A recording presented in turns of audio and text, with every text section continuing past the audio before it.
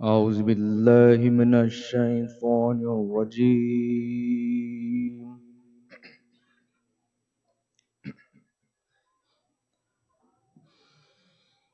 بسم الله الرحمن الرحيم.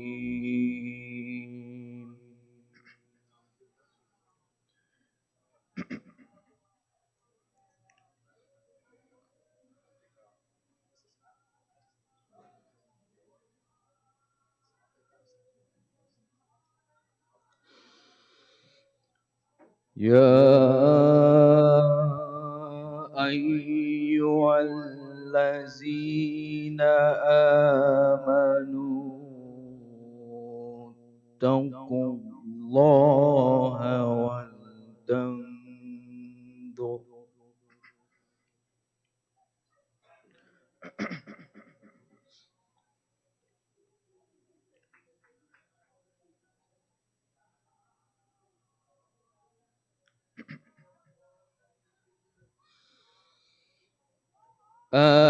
آمنوا اتقوا الله ولتنظر نفس ما قدمت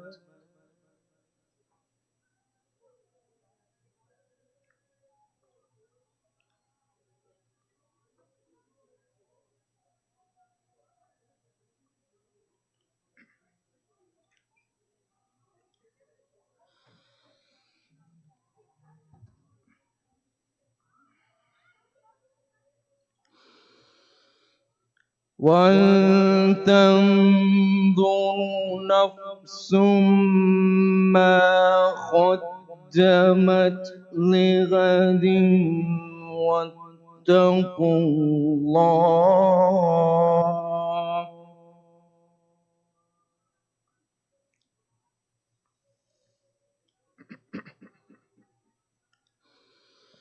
إن الله خبير بما تعملون.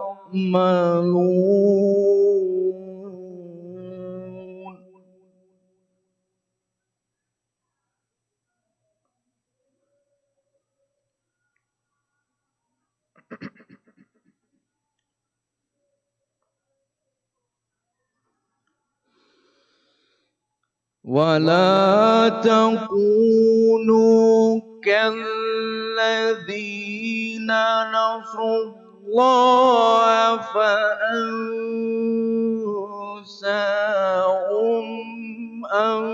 أنفسهم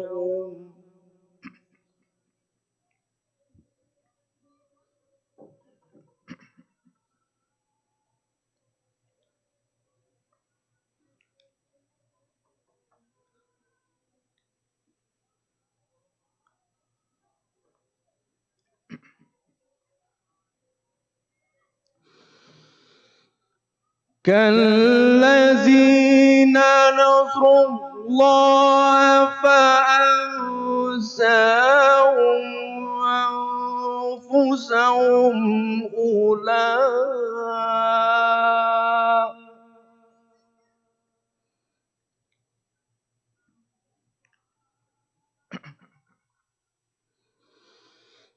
أولئك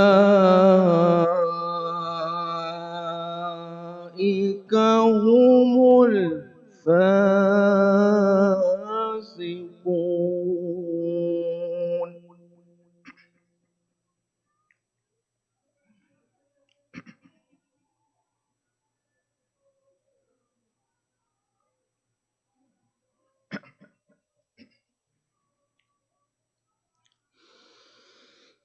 لا يستوي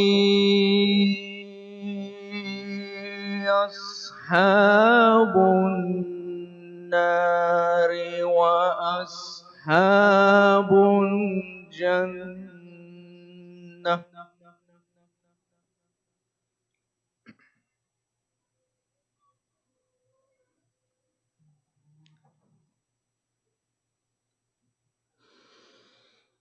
أصحاب الجنة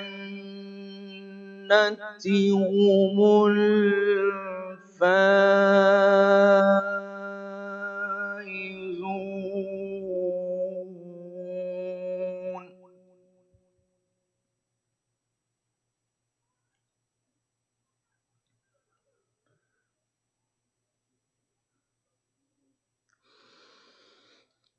لو أنزلنا هذا القرآن على جبل لرأيته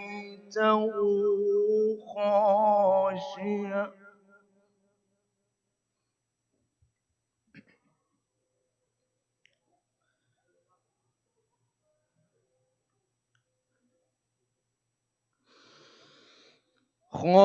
خاشعا متصديا من خشية الله وتلك الأمثال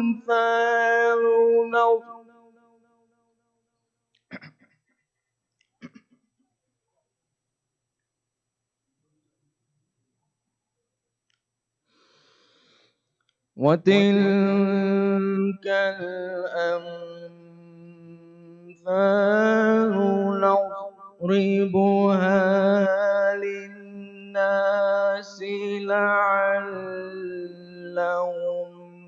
يتفكرون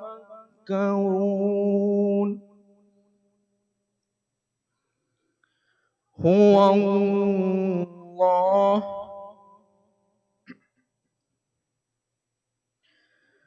هو الله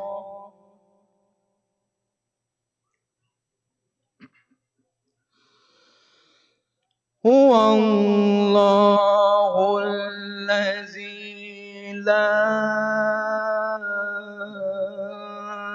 إله إلا هو عالم الغيب والشهادة هو الرحمن الرحيم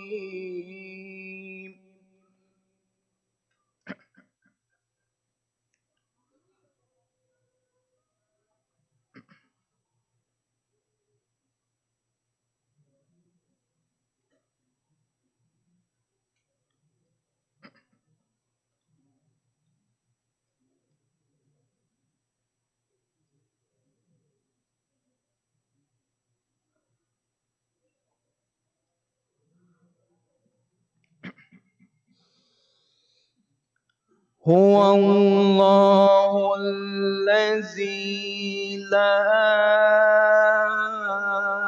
إله إلا هو الملك القدوس السلام المؤمن المهيمن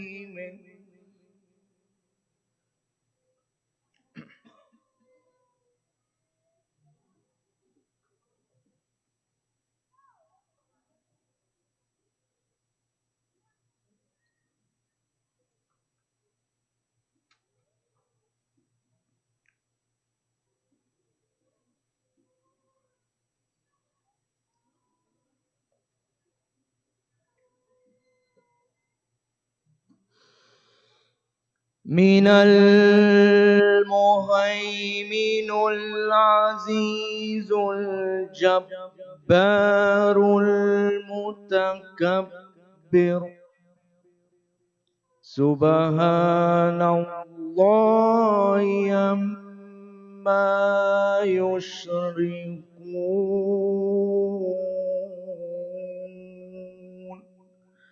صدق الله العظيم العظيم صلوات محمدي.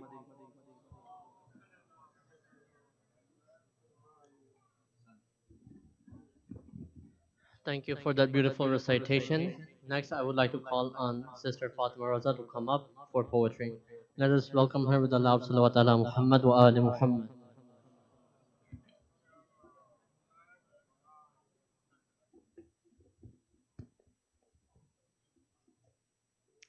A Shaheed once said, before becoming a martyr, you must first live like a martyr. This poem is inspired from this quote. We can start with the salawat.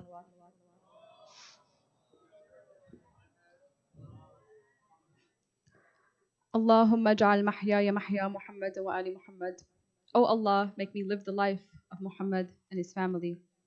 وَمَمَاتِي مَمَاتَ مُحَمَّدٍ وَآلِ Muhammad. And make me die the death of Muhammad and his family. To live the life of a shaheed, what does this mean? How did they succeed? How were their souls freed? My mind wanders off 1400 years ago, or Karbala, I want to know.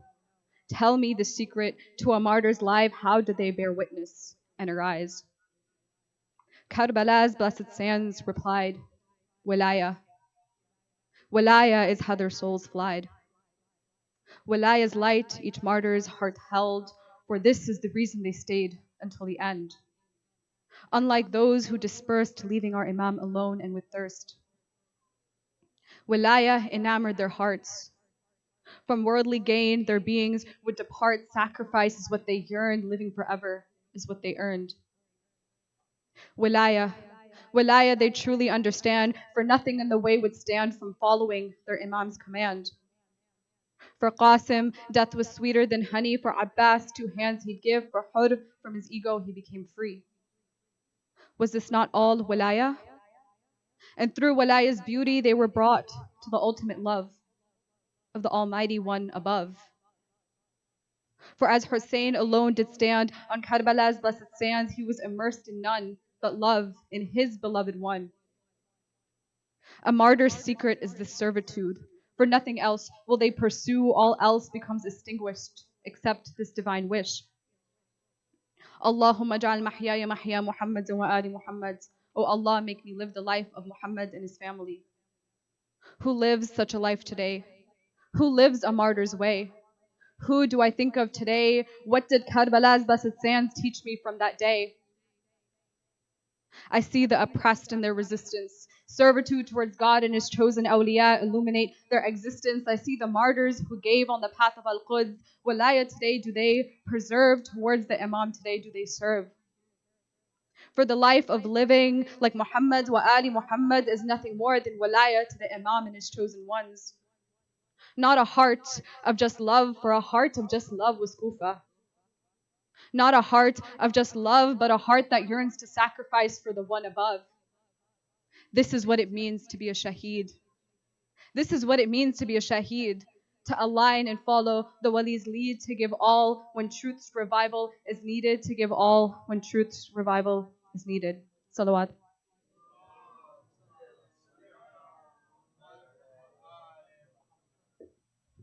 Thank you so much.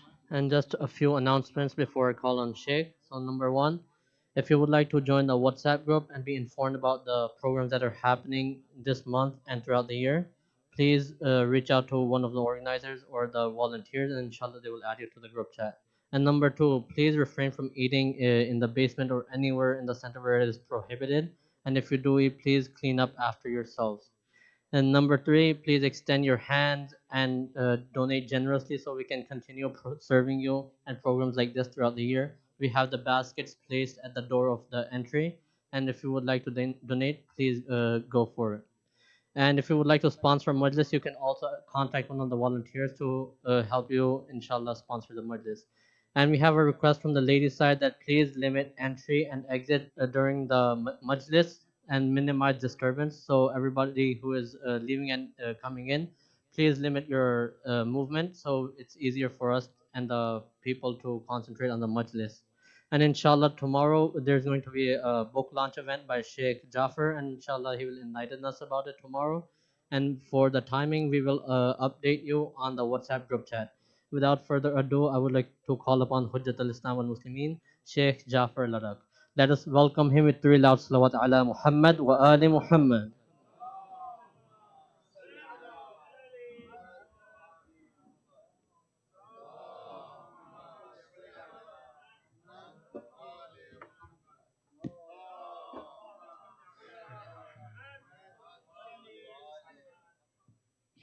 What do you think? You happy? Not happy? You happy?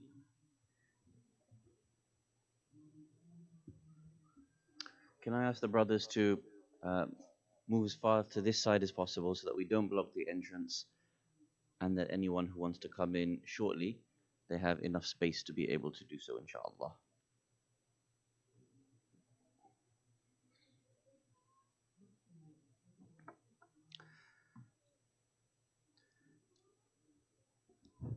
For the love of the Holy Prophet Muhammad al-Mustafa, Sallu ala Muhammad wa ali Muhammad.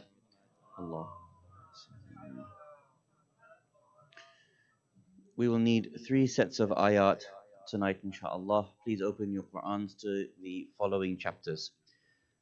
Chapter number 18, Surah Al-Kahf, from verse number 93 to 98 or 99. Then chapter number 21, Surah Al-Anbiya,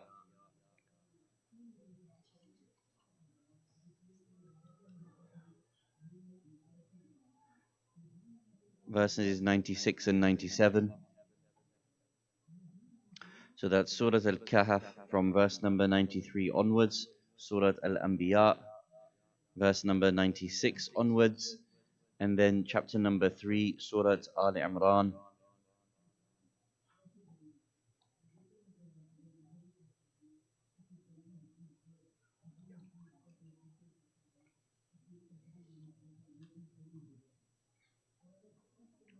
from verse 110 onwards.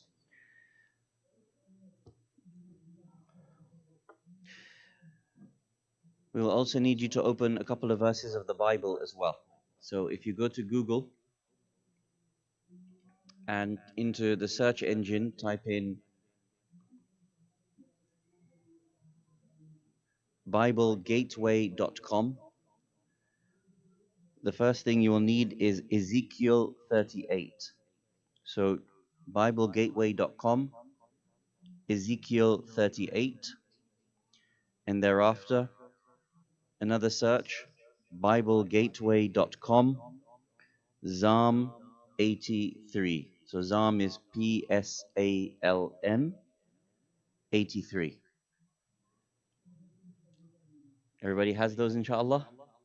Good, inshallah. Does anyone need me to repeat any of those? Or you all have them? Repeat? Which one shall I repeat? The Bible ones? So BibleGateway.com, Ezekiel 38,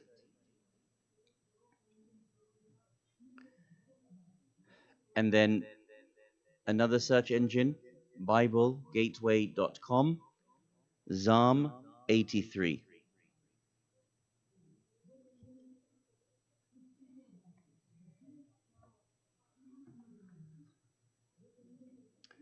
For the love of Aba Abdullah al-Hussein, Sallu ala Muhammad wa ali Muhammad.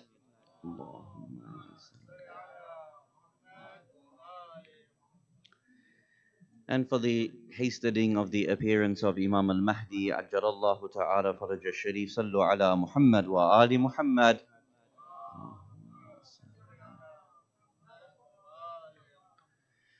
أعوذ بالله من الشيطان الرجيم. بسم الله الرحمن الرحيم. الحمد لله رب العالمين. الحمد لله الذي هدانا لهذا وما كنا لنهتدي لولا أن هدانا الله. والصلاة والسلام على أشرف الأنبياء والمرسلين خاتم النبيين سيدنا الممجد بشير المصدق المصطفى الأمجد محمود الأحمد أبي القاسم محمد وعلى أهل بيته الطيبين الطاهرين المعصومين ولعنة الله على الظالمين من الأولين والآخرين. أما بعد، فقد قال الله سبحانه وتعالى في كتابه المجيد وقوله الحق: بسم الله الرحمن الرحيم.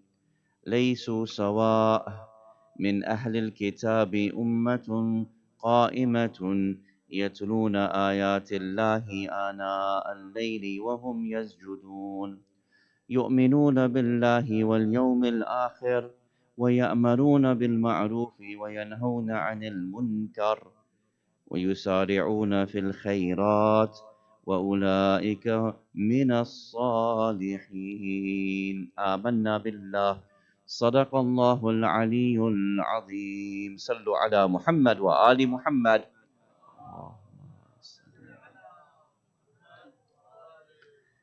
awaited savior of humanity, Imam al-Mahdi alayhi salam, my respected teachers, elders, brothers and sisters, Assalamu alaikum jami'an wa rahmatullahi wa barakatuh. عظم الله أجورنا وأجوركم بمصابنا أبي عبد الله الحسين صلوات الله وسلامه عليه. To understand the way in which other nations, other faiths and sects look at not only the Muslim community, but particularly the Shi'i community, is a very important aspect of our attempts to be able to forge a better world.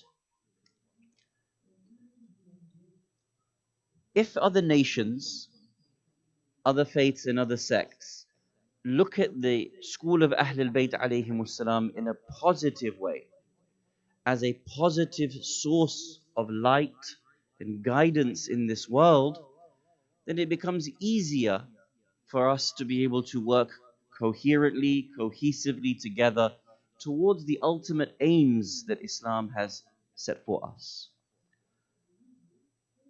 Whereas, if other nations, faiths and sects look at the religion of Islam, or indeed the school of Ahlul Bayt alayhimus salam, as antagonistic to them, or God forbid as terrorism, or something that actually that their own scriptures consider to be on the side of Satan, then it becomes very difficult for us to be able to find a medium between us and to forge a better world together.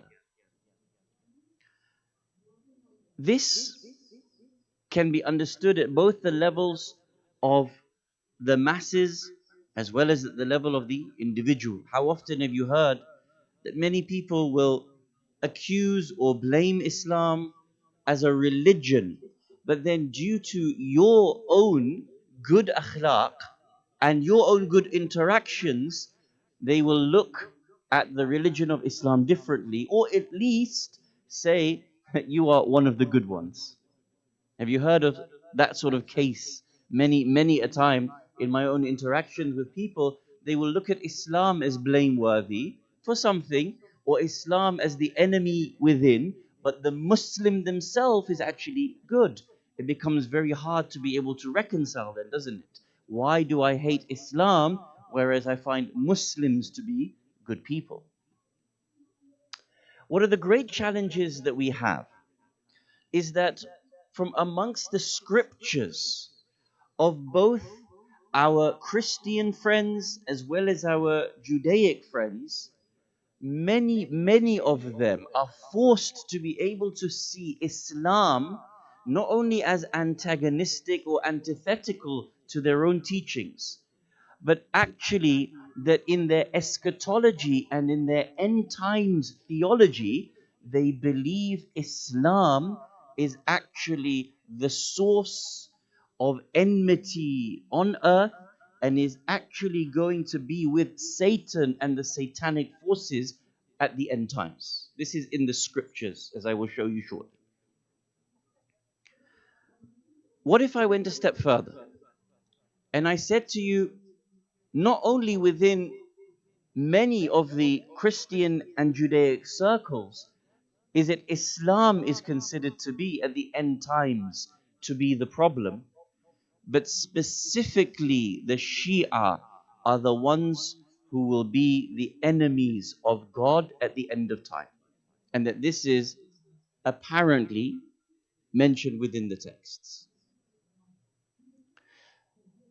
If we want to be able to forge a better world, firstly, we need to know about where these schisms and where these tensions come from between the three great Abrahamic faiths. But also, we need to be able to think about whether there is a means of overcoming some of these tensions between these sets of scriptures. We will never be able to forge a better world together if both sides consider each other as the enemy at the end times. Because everything that leads up to that will ultimately place us within that scope.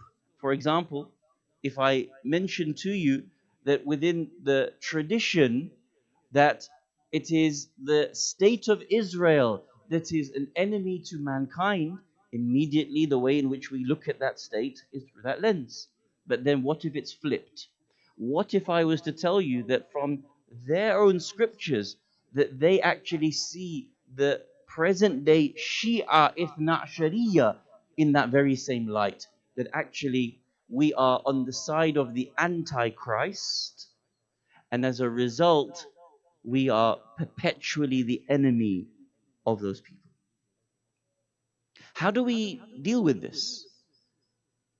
What I want to be able to show you tonight, inshallah, from the Quran and from the Bible and from other different textual resources, is how the evangelical Christians and the Zionist Jews are coming to see the Shia Ithna Ashari school of thought.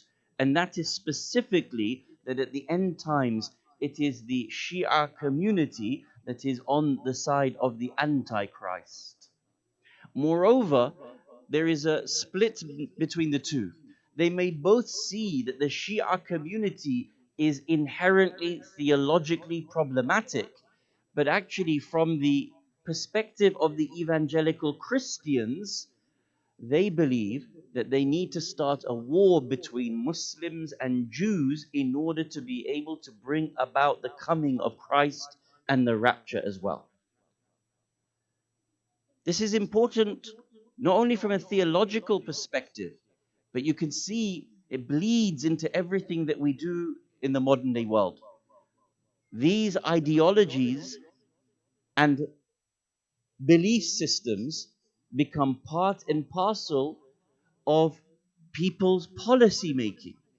When they try to sponsor politicians, and when military ideas are created, or when the way in which people see the restructuring of the world, the same way me and you see the world through the lens of our Quran and Sunnah, the same way we understand the world through the lens of our aqa'id, you have to understand so do other faiths as well.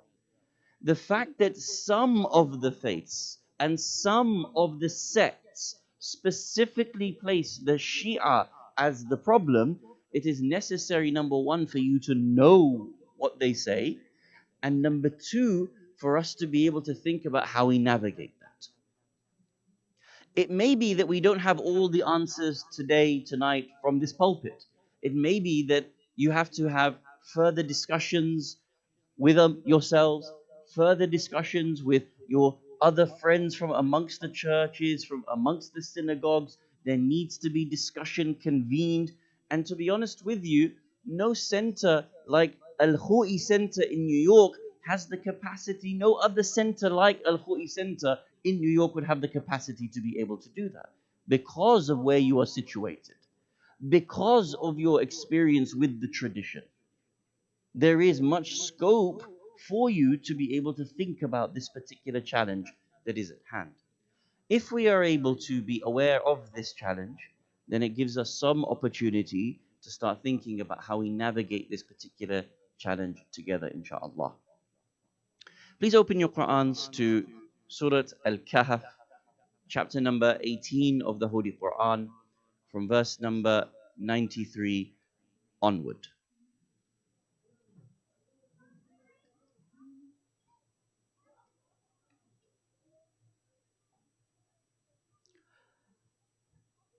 This sequence of verses refer to the matter of Gog and Magog, or in our own scriptures called Yajuj and Majuj. Yajuj and Majuj are one of four entities that are said to rise at the end of times and participate in the great war between good and evil. Yajuj and Majuj, or Gog and Magog in their English translations, are mentioned within the Old Testament, are believed in by both Christians and Jews and Muslims.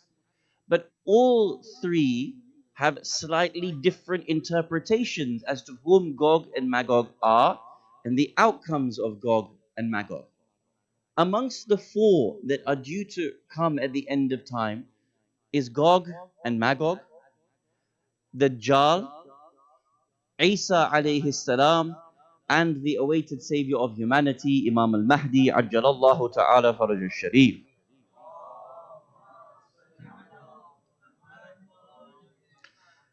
From our humble perspective, three of these, of course, are guaranteed to come.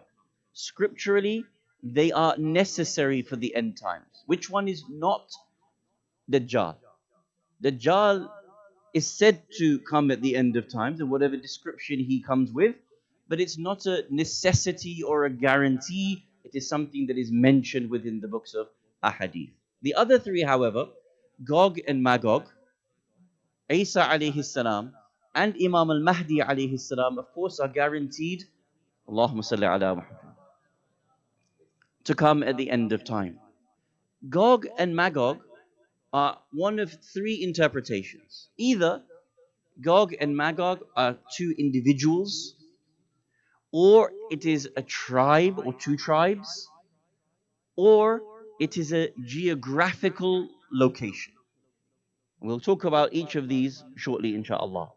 So immediately when I say Gog and Magog, or Yajuj and Majuj, you should have in your mind that it is either an individual, a nation, or a geographical location.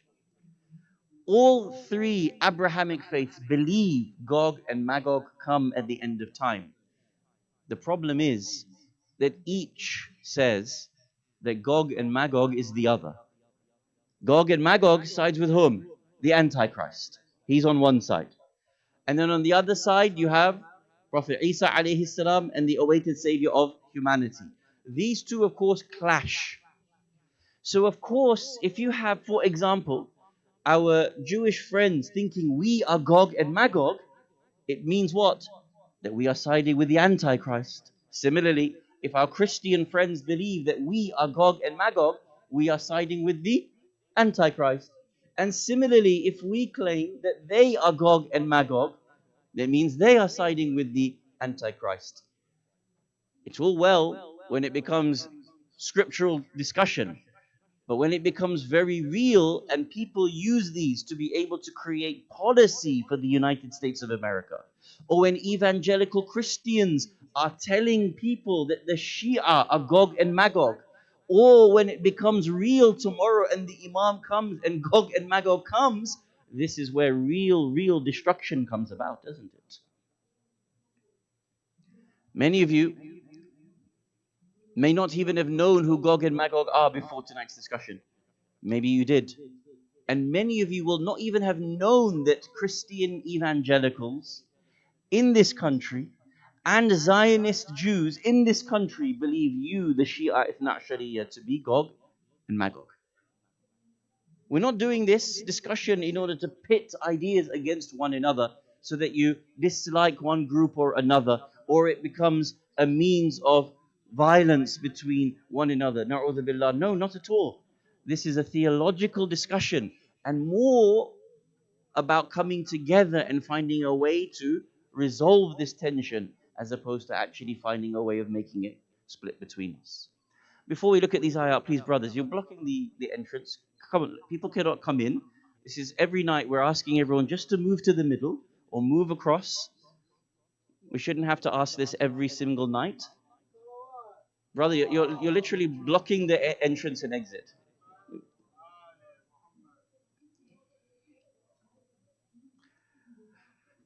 For the love of Imam al-Hussein alayhi salam, sallu ala Muhammad wa ali Muhammad. Allah.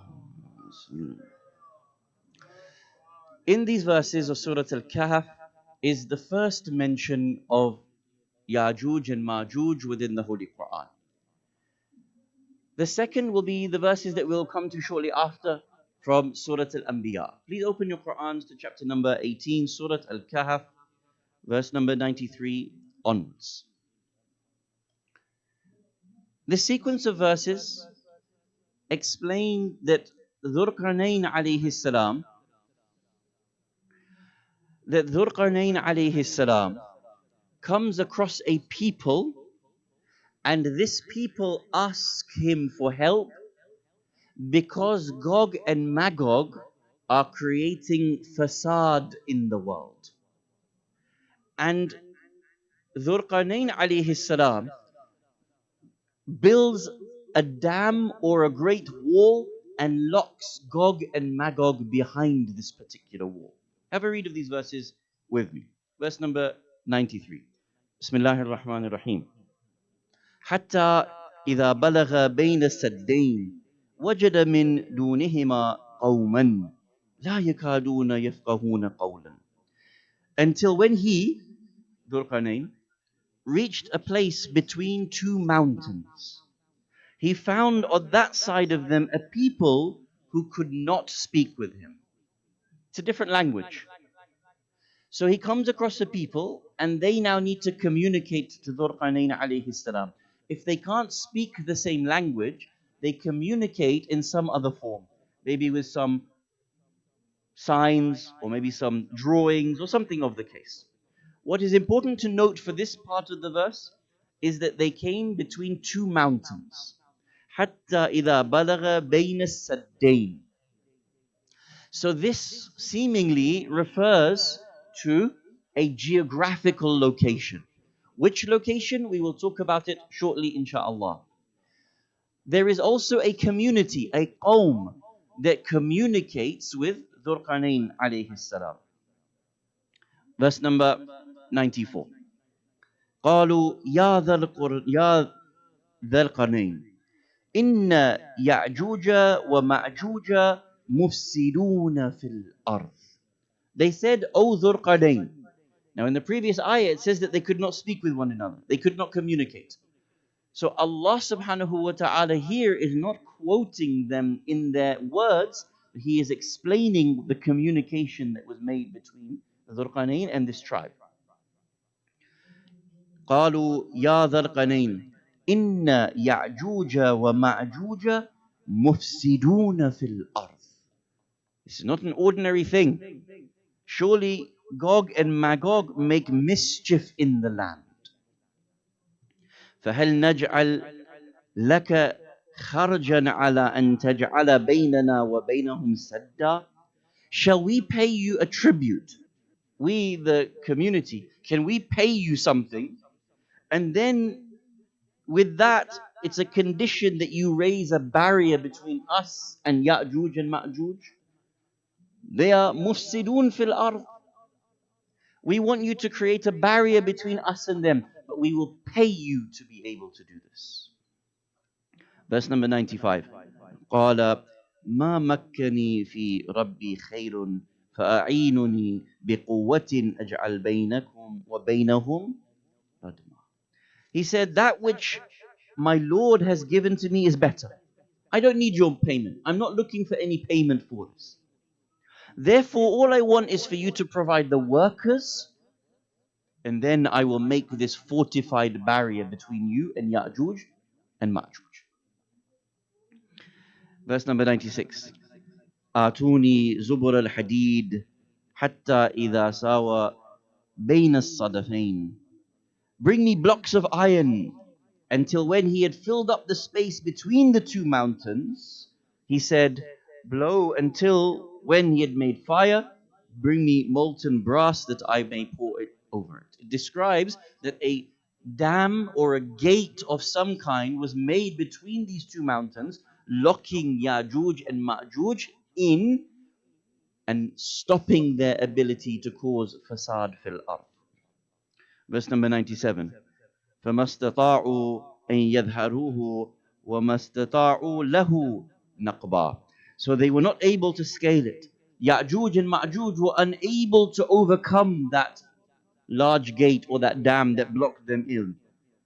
Nor were they even able to make a hole or penetrate inside that gate, meaning they couldn't go over it, they couldn't go under it, they couldn't go through it.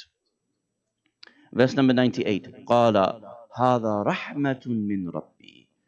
Dhul Qarnayn alayhi salam says, blocking off Ya'juj and Ma'juj is a rahmah from Allah subhanahu wa ta'ala. This is something that is a blessing from Allah, a mercy, keeping this evil away from people in the world. فَإِذَا جَاءَ وَعْدُ رَبِّي جَعَلَهُ دَكَّا. Now comes the promise that one day Ya'juj and Ma'juj at the end of times will be let free. This is something that the Quran predicts as a prophecy. But when the promise of my Lord comes to pass, He will make that barrier level with the ground. It will fall down. And the promise of my Lord is ever true. Verse number 99. وَتَرَكْنَا بَعْضَهُمْ يَوْمَئِذٍ يَمُوجُ فِي بَعْضٍ. And on that day, when that barrier falls down, we will leave a part of them in conflict with another. They will come forth. يَوْمَئِذٍ يَمُوجُ. Yamuj from the root word moj. Moj in the Arabic language is a wave. Yamuj means or suggests that Ya'juj and Ma'juj will come like waves. They will bring this fasad fil ard in waves. Whatever that means, you can see the trouble that they're going to cause. وَنُفِخَ فِي الصُّورِ فَجَمَعْنَاهُمْ جَمْعًا. We will gather them all together. Okay. Some points of interest with these verses. Number one, Ya'juj and Ma'juj create fasad fil ard. They are mufsidun fil ard. The ahadith suggest that their fasad then, when Dhul Qarnayn alayhi salam blocked them, was of a particular type of fasad. Anyone know? Anyone guess what type of fasad they used to create?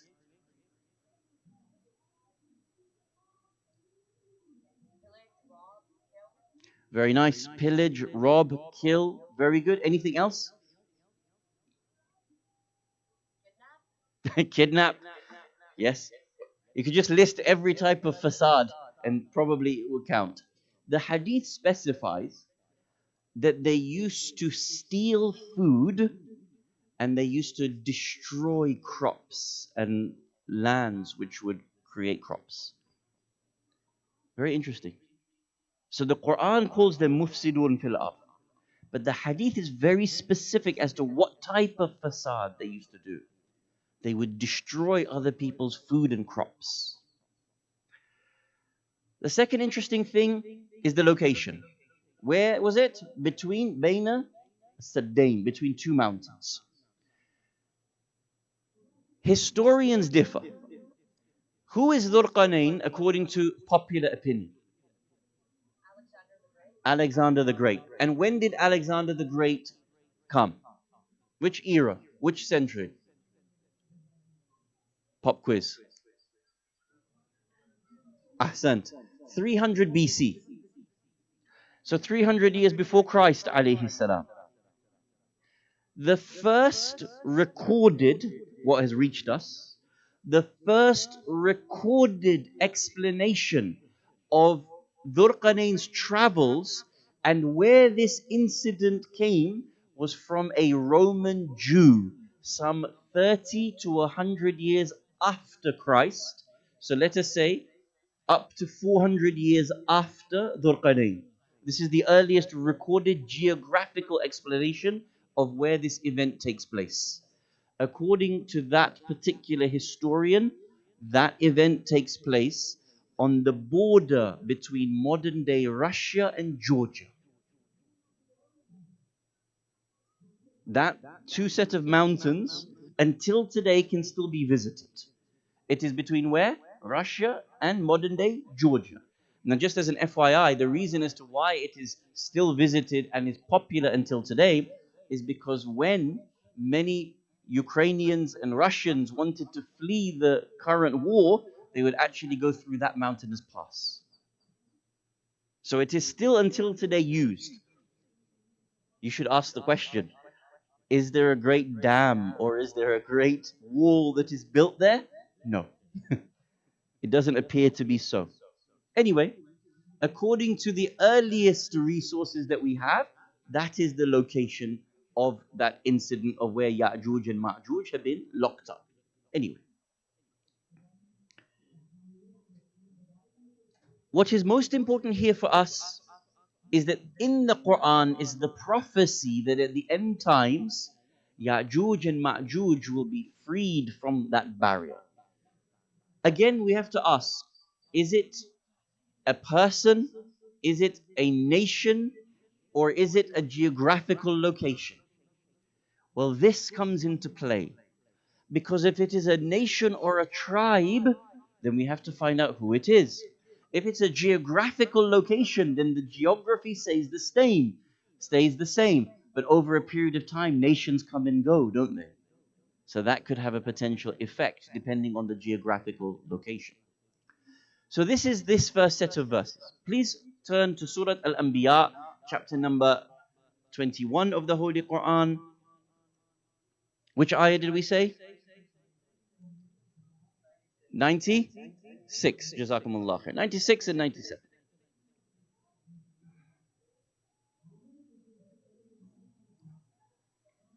Everybody has the ayah? Or should I give more time? More time? Got it? Okay. Bismillahir Rahmanir Rahim. حتى إذا فتحت يأجوج ومأجوج وهم من كل حدب ينسلون. When Gog and Magog are let loose. So now this is following on from the previous set of verses, which was a prediction. Now it's talking about when the prediction occurs, what's going to happen. When they are let loose, إذا فتحت يأجوج ومأجوج وهم من كل حدب ينسلون. They shall break forth from that barrier and come down from every elevated place. In the Arabic language, yansilun is like yakhrujun. They will come out, they will come forth. So in the previous ayah, it said what? That they will come yawma idhin yamuj, in waves. In this verse, it says that they will be let forth. In either case, the verse is telling us that there is a problem when they come. That previously they were used to doing fasad fil ard. What type of fasad? Ahsant. It's possible, if the hadith is correct, it suggests that that's their nature. That's what they're like. Now it becomes very interesting because at the end of time, we have many, many ahadith that tell us that there will be great famine. People will be going hungry, starving.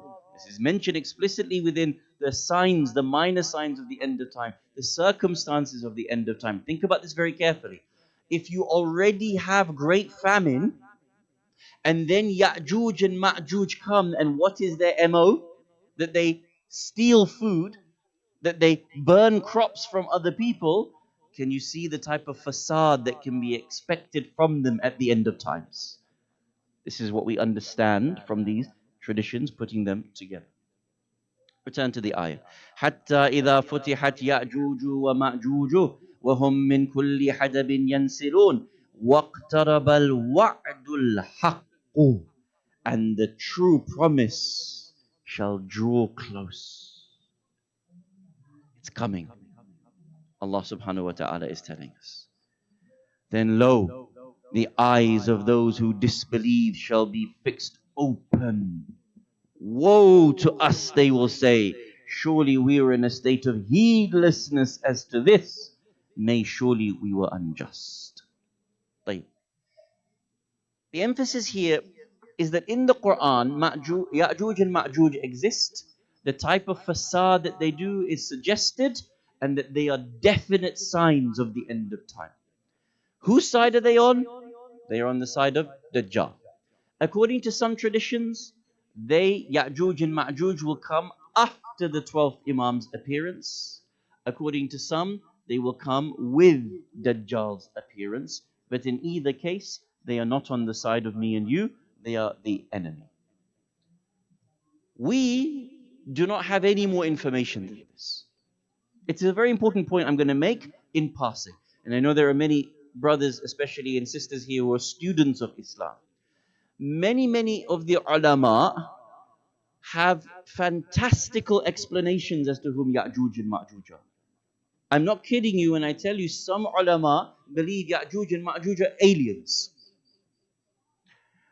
Our senior scholars tell us that there is a theological principle called tawaqquf, that we cannot make things up that we don't know about. If our traditions don't go any further and do not give us certainty on anything more, we don't try to make guesses and estimations beyond that. So here, I'm going to stop from the Islamic perspective. Here, I stop from the Shi'i perspective, and I don't explain any more. Because if there was anything detailed with surety that I could offer you, I would offer it to you. But it suffices us to know that these are the qualities of Ya'juj and Ma'juj, and that's how you may want to keep an eye out for them in the end times. Khalas.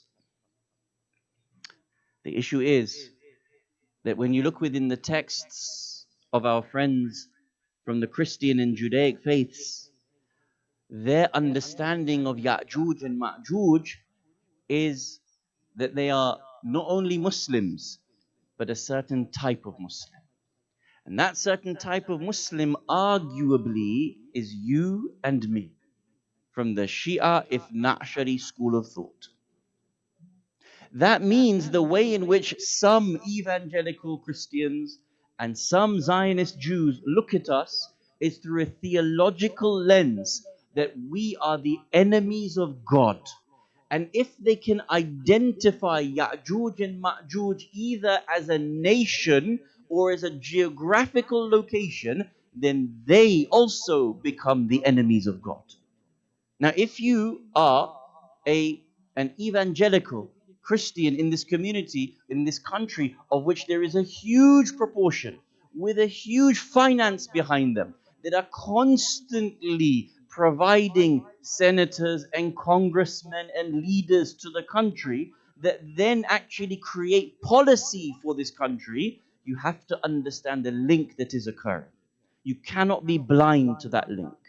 If, as you know, there are policies that are being created by Zionist lobbies and by AIPAC, and if they are providing funding for congressmen and women and for senators, and these become laws and these become policies, then again understand that if they see you as Ya'juj and Ma'juj, understand the way in which that they are speaking about you and the way in which they are creating policy towards you.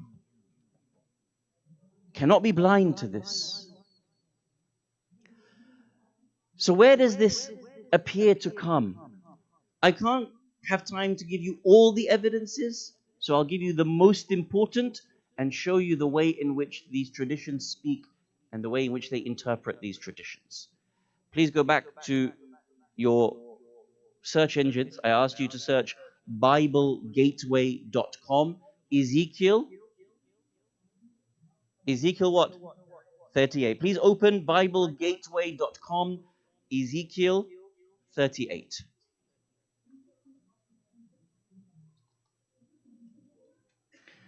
Ezekiel 38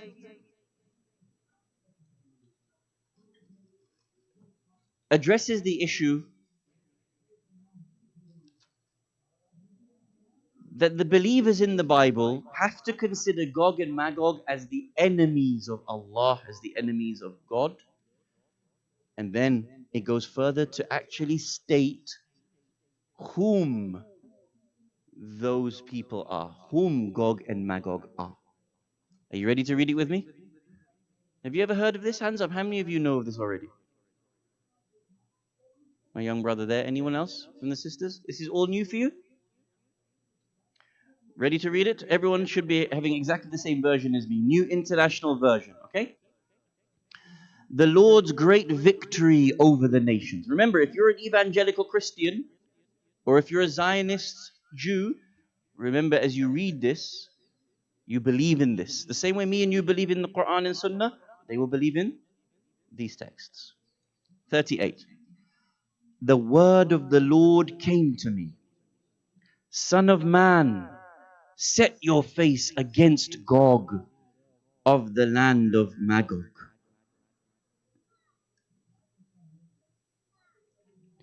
The chief prince of Meshech and Tubal, prophesy against him and say, this is what the sovereign Lord says. I am against you, Gog, chief of Meshech and Tubal. I will turn you around. I will put hooks in your jaws and bring you out with your whole army, all your horses, your horsemen fully armed, and a great horde with large and small shields, all of them brandishing their swords. Do you understand what's being said? Do you understand it? What's being said is, you are supposed to say, if you believe in the scripture, you are supposed to say, I will fight you. This is a religious war. I will turn you around, put hooks in your jaws, bring you out with your army, your horses, your horsemen, fully armed. Basically, the people on the side of God are supposed to have a religious war with Gog and Magog. There's a fight here that's taking place. They're supposed to be brave. They are supposed to pull the army out with all the weapons that they have and all the weapons that Gog and Magog have. I will turn you around, put hooks in your jaws, bring you out with your whole army, your horses, your horsemen fully armed, and a great horde with large and small shields, all of them brandishing their swords. Now it tells you whom Gog and Magog are. Persia, Cush, and Put will be with them, all with shields and helmets. Also Gomer with all its troops, and Beth Togarmah from the far north with all its troops, many nations with you. Did you read it? Which three initial nations are mentioned? Persia. Persia is with, or is Gog and Magog. What's the second one? Cush. If you want, you can press, you see there's a little C. Do you see the little C? Click it and it will tell you, or just go down, scroll down. What does C say? Upper Nile region. Where is the Nile? Egypt. And Put. I'm not saying it's Putin, but many people will tell you that they believe it's Putin. The one that's clearly identifiable is what? Persia. So they believe since that time of scripture, and by the way, if you study their courses on this, they believe that some believe it is an end of time Persia, and other scholars believe, as in Christian and Judaic scholars believe, that it's a constant battle with Persia. It's ongoing. If anyone wants the resources later on, feel free, I will send them to you. Some believe it is at end of times Persia, and some believe it is ongoing, that throughout history, sometimes Persia will be with them, and sometimes Persia will be against them. As Persia changes hands between kings and leaders and different armies and different countries, they will constantly either be with the Jews or against the Jews. I don't need to tell you that in the current space of Persia, it is interpreted that they are against the Jews. Now, what I'm trying to tell you, if you are understanding, is that if you are a Christian evangelical or a Zionist Jew, when you read this text, you believe that Gog and Magog come at the end of time and that they are on the side of evil. And in the scripture, it tells you whom is with Gog and Magog, or whom Gog and Magog are. And that is Persia. I don't need to draw the dots for you. I think you understand what is being said. That in today's current iteration of Persia, that is the Islamic Republic of Iran, and as a result, the Islamic Republic of Iran, which is a majority Shi'i country, is Gog and Magog. I shouldn't have to explain it, but just in case. And this is something that our friends from Christian communities and Judaic communities openly say and openly speak about. What you're being portrayed as here is on the side of Dajjal. And that there is a religious war that they are obligated to fight against Gog and Magog and against Persia. Many of you will always question, why do the Christian right support the state of Israel? Many people don't understand it. This is the reason.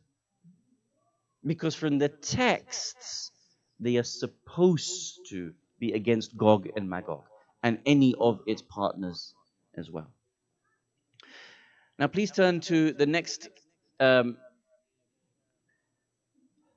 BibleGateway.com sequence that I asked you, which was Psalms. Which dua number? Number 83. Please open it and have a read with me. Do you all know what the Psalms is? What is the Psalms? What do we call it? The Zabur. So this is a book of dua, ad'iyah, that our Christian brethren recite on a regular basis in their churches, and it forms part of their belief system, and they take the aqa'id, the eschatology from it. The same way you and I, for example, will read Dua al-Iftitah, or the same way you and I will read, for example, Sahifa as-Sajjadiyah. They will read the Psalms. Have a read with me. Everybody has it? A song, a Psalm of Asaph. O God, do not remain silent, and do not turn a deaf ear, and do not stand aloof, O God. See how your enemies growl, how your foes rear their heads. With cunning they conspire against your people. They plot against those you cherish.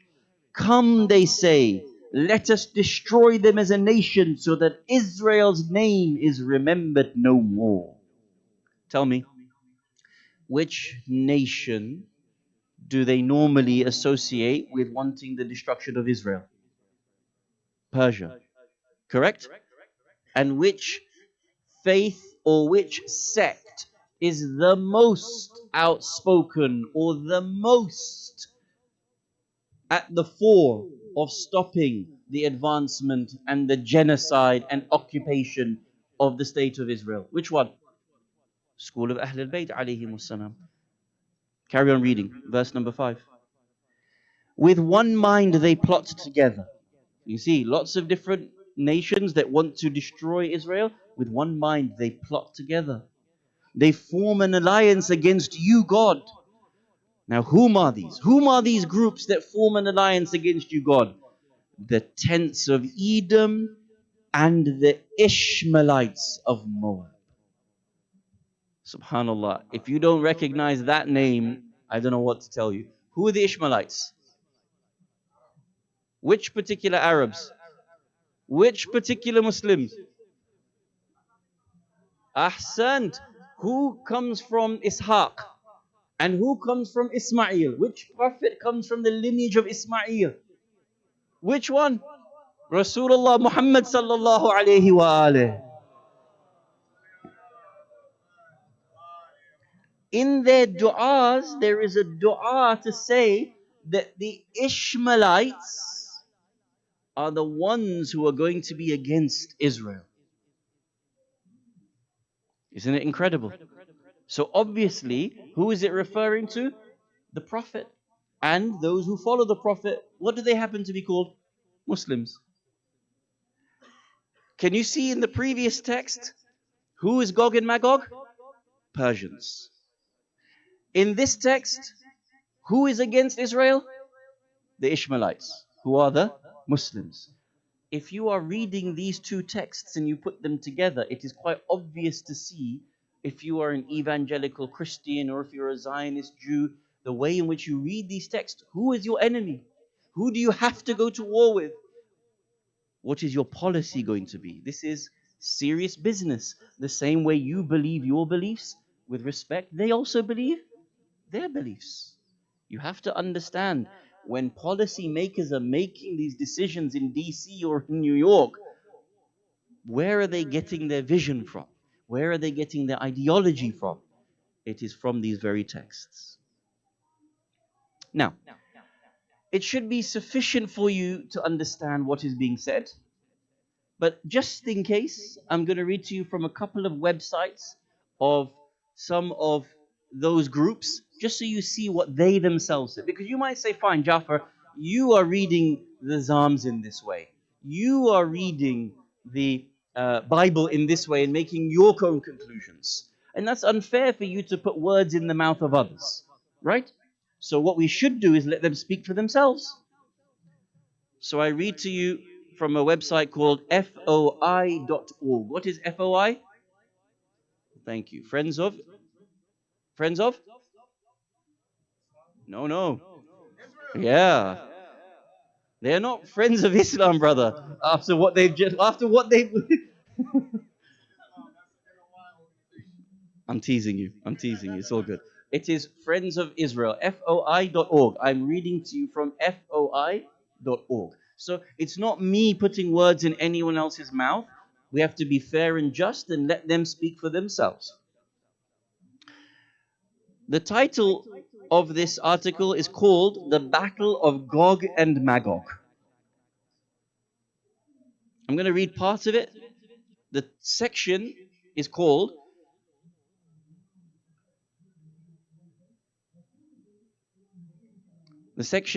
When Will the Nations Invade Israel? The question remains as to the timing of this invasion. Several descriptions in these chapters in Ezekiel provide some insights as to when it occurs. The first includes time reference. Quote, after many days in the latter years and in the latter days. 38:8. Which best correspond to the prophetic description of consummation of God's dealings with Israel and the nations. This is yet to occur, so the battle is still future and would be best placed in the 70th week of Daniel 9:26-27, the great tribulation when God resumes the completion of his plan for Israel.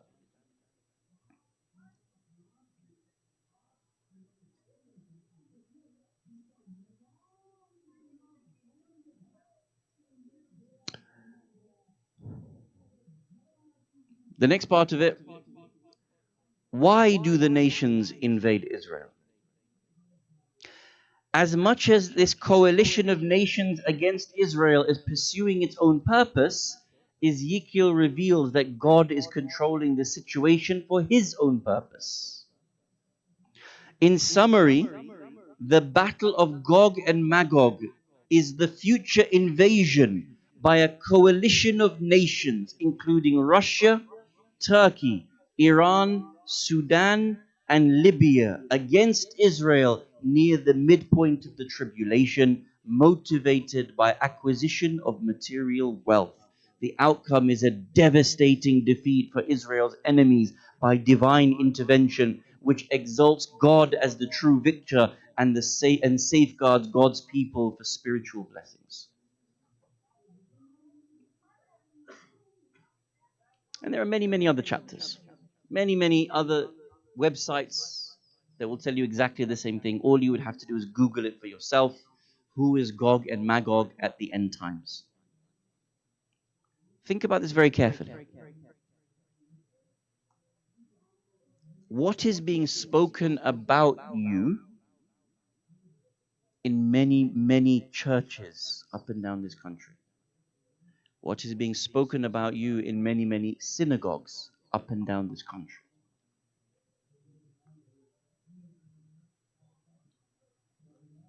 What is being spoken about is that there is a religious war that is in play, and part and parcel of that religious war requires an enemy. And the enemy is clearly stated within the texts.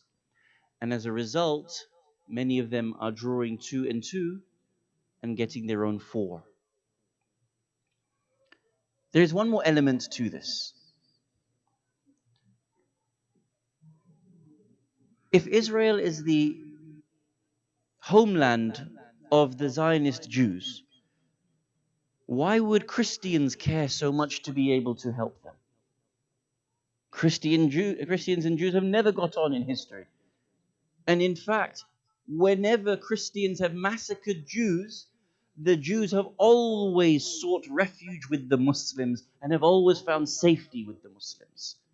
That was true in 7th century Spain, and that was true in 1945 when hundreds of thousands of Jews had to flee Europe after their massacring by Christians across Europe.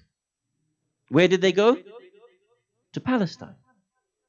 And in their own banners, they used to write on their ships, "We have no one else we can turn to except you, the Muslims of Palestine."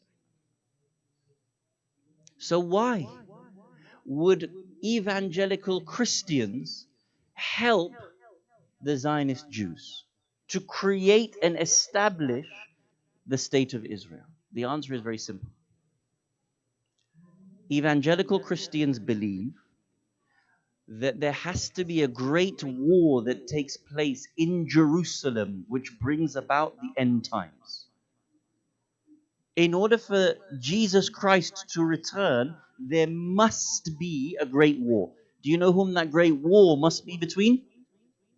Muslims and Jews. So when they are supporting Jews to come to Israel, to migrate to Israel, to occupy Israel, they're not doing it because they're like, "Oh, let me support you, let me be nice to you." They are actually inducing a world war. They believe that with this war brings about Jesus Christ, and when Jesus Christ comes, that brings about the rapture, and the Christians go to their paradise with Jesus. Can you see how all three Abrahamic faiths, with their various scriptures, the scriptures are talking about the same people, Gog and Magog, Dajjal and Antichrist, Isa alayhi salam and the awaited Savior. But our texts are saying something diametrically opposed. It's not like you can just go to them and say, "My dear friend from the church, my dear friend from the synagogue, don't believe what you believe." It's like them saying it to you, "My dear friend, don't believe in what the Quran says. Don't believe in what the Hadith says. You can't just let go of it, can you?" It doesn't work like that. So can you see? The way the scriptures talk about the same group of people is diametrically opposed. And if you are an evangelical type or an extremist type, even if you're a Muslim extremist type, the way in which you see those interpretations is through the lens of that extremism and the lens of that hate. It becomes almost impossible to diffuse that. But the real problem comes is that when it becomes policy in your country, the real problem comes when it becomes military policy in your country. Because many of the representatives of this country come from an evangelical background, don't they?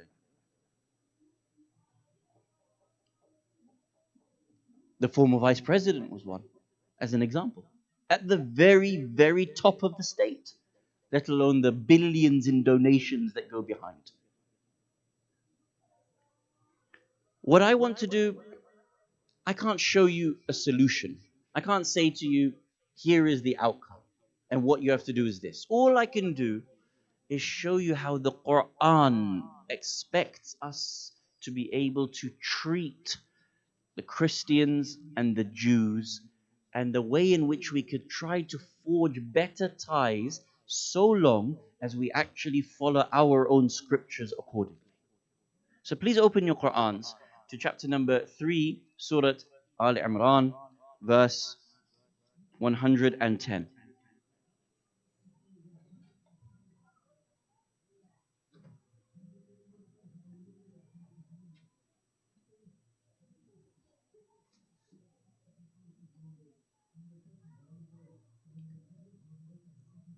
Everybody has it? Bismillahir Rahmanir Rahim. Kuntum khayra ummatin ukhrijat linnas. You are the best of people heralded for mankind. Why? Ta'maruna bil ma'rufi wa tanhawna 'anil munkar. Because you call towards good and you forbid evil. Now I want you to actually just be conscious with me. Make sure you're remembering these words. Ta'maruna bil ma'ruf wa tanhawna 'anil munkar. What is the sign of being the best nation on earth? That you call towards good and you forbid evil. Okay, skip down to verse 113. Laysu sawa'an. They are not all the same. Jews and Christians, don't lump them into one group. Don't say they are all bad. Don't say that they are all hellbound. Don't say that they are all your enemies. Laysu sawa'an. They are not all the same. Min ahlil kitab. From amongst ahlil kitab. Ummatun qa'imatun yatluna ayatillahi ana al-layli wa hum yasjudun. From amongst Ahlul Kitab, from amongst the Jews and the Christians, there is an upright party. They recite God's communications in the night and they do sajda and they adore Allah subhanahu wa ta'ala. Verse 114. يؤمنون بالله. They really believe in God. وَالْيَوْمِ الْآخِرِ. And the day of judgment. وَيَعْمَرُونَ بِالْمَعْرُوفِ وَيَنْهَوْنَ عَنِ الْمُنْكَرِ. The same way that the best of nations is created by people who do amr bil ma'ruf wa nahi anil munkar. There are genuinely Christians and Jews that do that as well. They are not alike, all of them. There are outstanding people from amongst them. وَيُسَارِعُونَ فِي الْخَيْرَاتِ. And they hasten and strive with one another to do good deeds. وَأُولَٰئِكَ مِنَ الصَّالِحِينَ. And they are amongst the good doers. Verse 115. وَمَا يَفْعَلُوا مِنْ خَيْرٍ فَلَنْ يُكْفَرُوهُ وَاللَّهُ عَلِيمٌ بِالْمُتَّقِينَ. And whatever good they do, the Christians and the Jews, Allah will not deny it from them. Allah knows those who are safeguarding against evil. Can you see? The Quran doesn't place Christians and Jews as enemies. It doesn't give us that narrative that maybe we are seeing from other faiths and from other sects.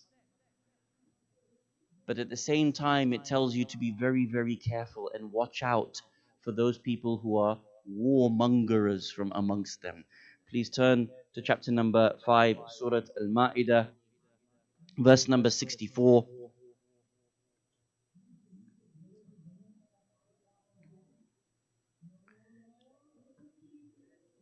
Everybody has it? Chapter number 5, verse number 64. Beginning of the ayah and then the very end of the ayah. وَقَالَتِ الْيَهُودُ يَدُ اللَّهِ مَغْلُولَةٌ. The Jews say, Allah's hand is shackled. He created us. He made us the favorites on earth. And now He doesn't do anything else. That's it. Look at the end of the verse. كُلَّمَا أَوْقَدُوا نَارًا لِلْحَرْبِ. Every time they kindle a fire of war, أَطْفَأَهَا اللَّهُ. Allah has to put out that fire of war. There are warmongers amongst them. Be very careful. Every time they kindle the fires of war, Allah has to intervene to be able to stop it. وَيَسْعُونَ فِي الْأَرْضِ فَسَادًا وَاللَّهُ لَا يُحِبُّ الْمُفْسِدِينَ. They strive to make mischief in the land. Allah does not love the mischief makers. Can you see? The Quran is telling you something very nuanced here. Amongst the Christians and Jews, there are outstanding human beings. Allah will not deny them their khair, their good.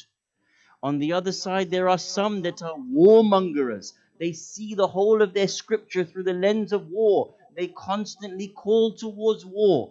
You, as Muslims, as Shia, have to understand the game that is in front of you, the state of play that is in front of you, and which of those Christians and Jews are those that Allah praises, and which of those Allah is referring to as warmongers. I can't tell you any more than that. You know with your own capacity, with your own lobbying, with the Husseiniya that you have, that you need to be able to build bridges with those Christians and Jews that are like-minded, that Allah praises so well within the Quran, but you also have to be very wary and on defense of those who are warmongers, that are using policy to scapegoat you. Otherwise, we will not be able to change that world. The same way that there are divisions and misgivings and understandings between Muslims, there is the same amongst the sects between Christianity and Judaism as well. We know at the end of time, the alliance between Christians and Jews comes about. How? By the partnership of Isa alayhi salam and the awaited Savior Imam al-Mahdi ajjalallahu ta'ala faraj al-sharif.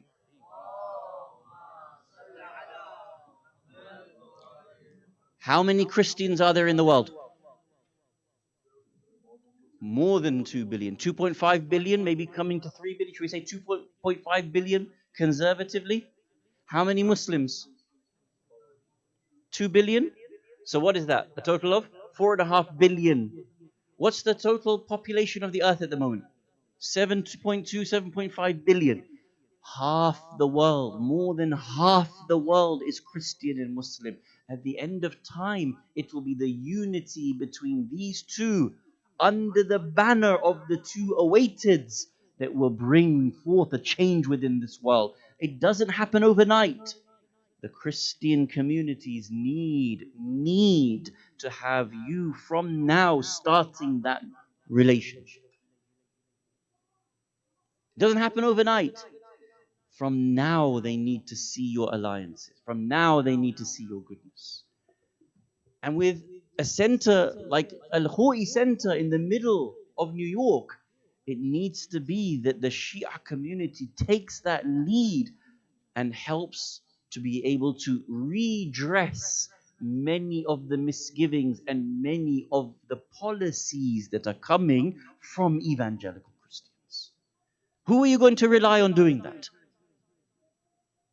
So long as we have no engagement, serious, continuous, high level and ordinary level engagement with these groups, we will not be able to affect the policy within this country.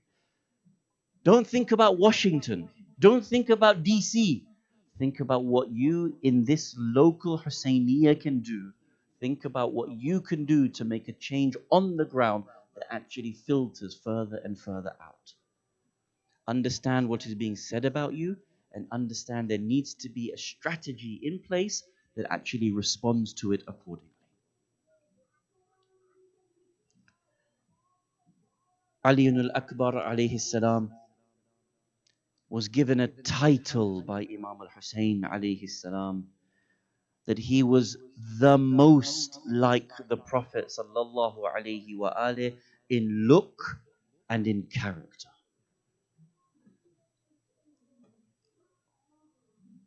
My parting message on this is for you and I to become like the Prophet in character as well.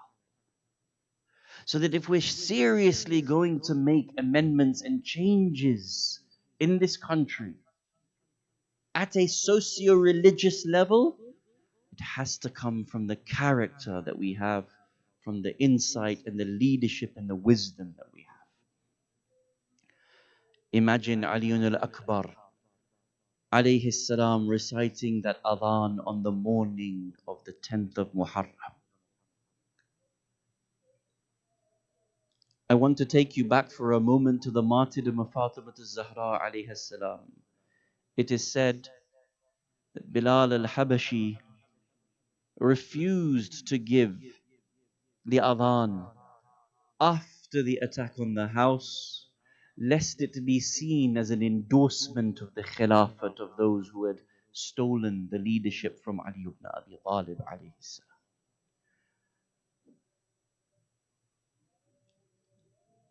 Some commentators say that there was one time in which Bilal did recite the adhan.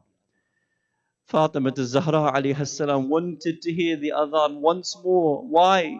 So that she could remember what it was like at the time of her father. It is said that she says to Bilal, "O Bilal, recite the adhan once more for me." When he begins to recite, Allahu Akbar, Allahu Akbar, Allahu Akbar, Allahu Akbar, Ashhadu an la ilaha illallah, Ashhadu an la ilaha illallah. Fatima al-Zahra alayha salam maybe could still stand those words.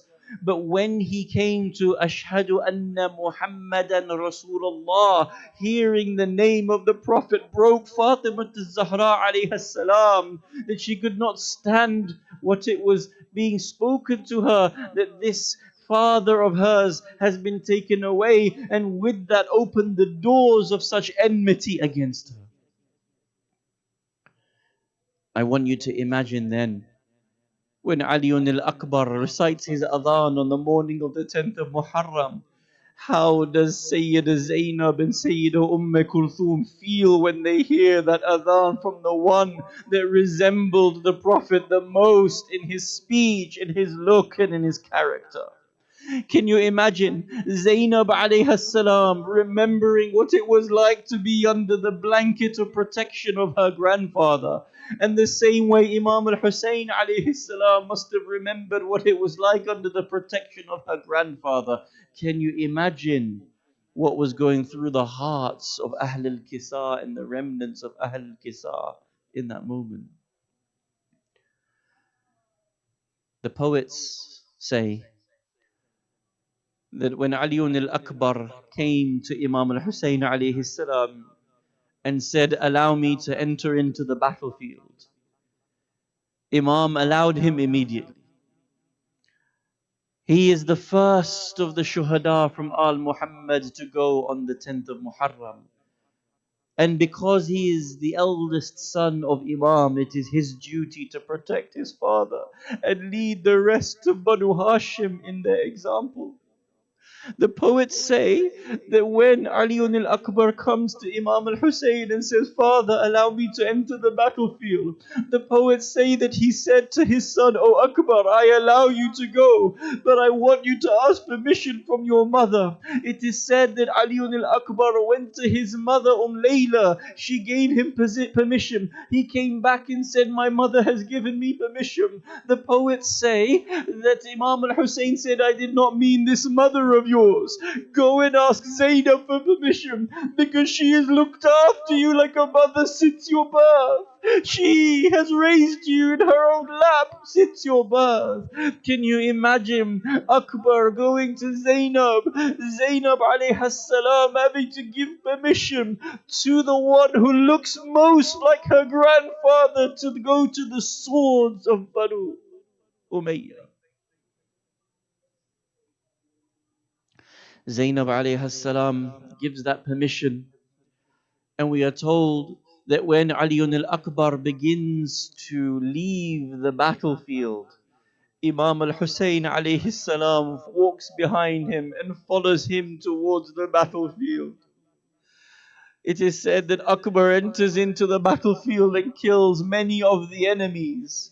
Our poets mention that the mother of Akbar is so hurt by this that she wants to be able to see her son once more, that she makes that famous line of dua where she says, "Oh Allah, you are the one who returned Yusuf back to Yaqub. Return my Yusuf back to me as well. I wish to be able to see my son for one last time." And with that, maybe it is said that Akbar returns back towards the tents. He comes back towards his father and says, "Oh father, is there any water that you could give? It is so killing me. The thirst is overcoming me." It is said that because the thirst is too much for Akbar, all he can do is take off his armor, which will ultimately leave his chest exposed to what is about to happen to him. We are told by our poets that as Akbar begins to enter into the battlefield at one last time, again Imam al-Hussein alayhi salam is following him.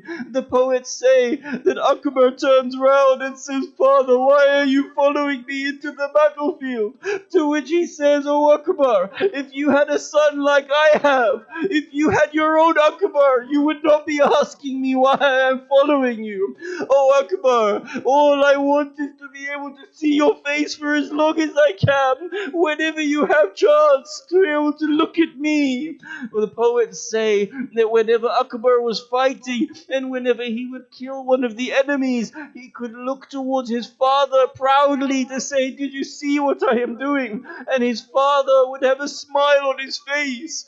But there came a moment when that smile turned to terror in the eyes of Hussein, and the mother of Akbar is looking at the face of Imam al-Hussein. It has moved from being smiling and glowing to shuddering. What is it that Layla would have seen in the eyes of Hussein in those moments? We are told in the Maqtal that there is a man who said, "I will strike Akbar in such a way that I will make his father weep for him." They said to him, "What do you have with this young man? Leave him alone." He said, "No, I want to make Hussein suffer, and I want to see Hussein suffer." It is said that this man would hide behind one of the trees inside the plains of Karbala, not coming forward directly to Akbar, but as a coward hiding behind one of the trees, waiting for a moment to strike. It is said that Akbar would fight, and every moment this man holds a spear, waiting to be able to strike Ali al-Akbar. All of a sudden, as they surround Akbar, Akbar is fighting one way and towards the next. The man who is hiding behind the tree takes his spear and he rushes out from behind the tree and he thrusts it into the chest of Ali al-Akbar. Some of the poets say that he takes this spear and he lifts Akbar into the air and then throws him towards the ground. Akbar calls out, "Alayka minni salam," accept my final salutation. With this, Imam al-Hussein alayhi salam falls towards the ground. He says, "Akbar, I have gone blind. I cannot see. Call out for your father so I may come towards you." It is said that Imam al-Hussein alayhi salam crawls towards his son, and as he arrives there, he sees that there is a blade stuck inside the chest of Ali al-Akbar. What can Akbar say to his father? What can Imam al-Hussein say towards his son? You can imagine the moment he pulls out that blade, it is said that the blood of Akbar gushes all over the face of Imam al-Hussein alayhi salam. He has to take the body of Akbar back towards the tents. As he is brought back, the women come out. They scream, "Wa Akbara! Wa Muhammada! Wa Aliya!" Look at what they have done to our precious Ali al-Akbar. It is said in the Maqtal that after the death of Qasim, Imam al-Hussein took the body of Qasim into the same tent. He sat down in between the two broken bodies. He placed one hand on the body of Akbar, one hand on the body of Qasim. He raised his head towards the sky and said, "Oh Allah, bear witness that they have taken my sons from me today."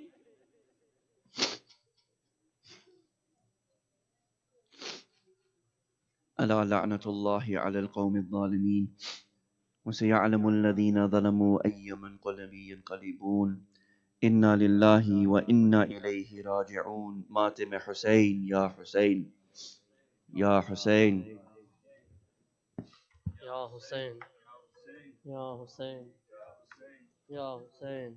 Ya Hussein. Zainab, Zainab, Zainab, Zainab, Zainab, Zainab, Zainab, eloquent, vibrant Zainab, Zainab, Zainab, brave, defiant Zainab, Zainab, Zainab, silence, tyrant Zainab, Zainab, Zainab, Zainab, Zainab, Zainab, Zainab, Zainab, eloquent, vibrant Zainab, Zainab, Zainab, brave, defiant Zainab, Zainab, Zainab, silence tyrant Zainab.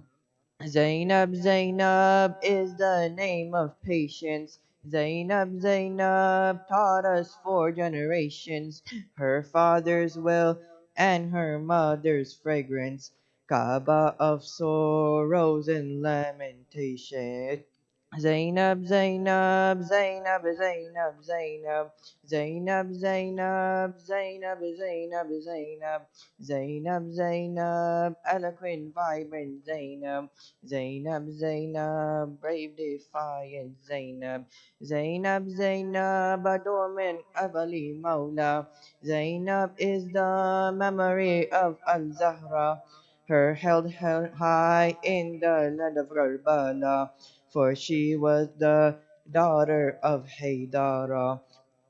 Zainab, Zainab, Zainab, Zainab, Zainab, Zainab, Zainab, eloquent, vibrant Zainab, Zainab, Zainab, brave, defiant Zainab, Zainab, Zainab, silence tyrant Zainab, Zainab, Zainab, saw nothing but beauty. She saw Islam as the line of duty. She gave her all, wholehearted, truly, remaining firm in the face of cruelty. Zainab, Zainab, Zainab, Zainab, Zainab, Zainab, Zainab, eloquent, vibrant Zainab, Zainab, Zainab, brave, defiant Zainab, Zainab, Zainab, silence tyrant Zainab. Zainab, Zainab witnessed death and fire. Zainab stood firm and did what was required. Zainab, Zainab crumbled a whole empire. Her resistant words made oppressors retire. Zainab, Zainab, Zainab, Zainab, Zainab. Zainab, Zainab, eloquent, vibrant Zainab, Zainab, Zainab, brave, defiant Zainab, Zainab, Zainab, silent siren Zainab, Zainab, Zainab was just like her father, Zainab, Zainab, treasured by her brothers, Hassan, Hussein, Abbas, and the others. Greater symbol for sisters and mothers, Zainab, Zainab, Zainab, Zainab, Zainab, Zainab, Zainab, eloquent, vibrant Zainab, Zainab, Zainab, brave, defiant Zainab, Zainab, Zainab, Zainab, Zainab, Zainab, Zainab, Zainab, witnessed death and fire. Zainab stood firm and did what was required. Zainab, Zainab crumbled the whole empire. Her resistant words made oppressors retire. Zainab, Zainab, Zainab, Zainab, Zainab, Zainab, Zainab, eloquent, vibrant Zainab, Zainab, Zainab, brave, defiant Zainab, Zainab, Zainab, silence tyrant Zainab, Zainab, Zainab saw nothing but beauty. She saw Islam as the line of duty. She gave her all, wholehearted, so truly, remaining firm in the face of cruelty. Zainab, Zainab, Zainab, Zainab, Zainab, Zainab, Zainab, eloquent, vibrant Zainab, Zainab, Zainab, brave, defiant Zainab, Zainab, Zainab, silence tyrant Zainab, Zainab, Zainab was just like her father, Zainab, Zainab, treasured by her brothers, Hassan, Hussein, and the Abbas others, greater symbol for sisters and mothers. Zainab, Zainab, Zainab, Zainab, Zainab, Zainab, Zainab, eloquent, vibrant Zainab, Zainab, Zainab, brave, defiant Zainab, Zainab, Zainab, silent tyrant Zainab. Salawat.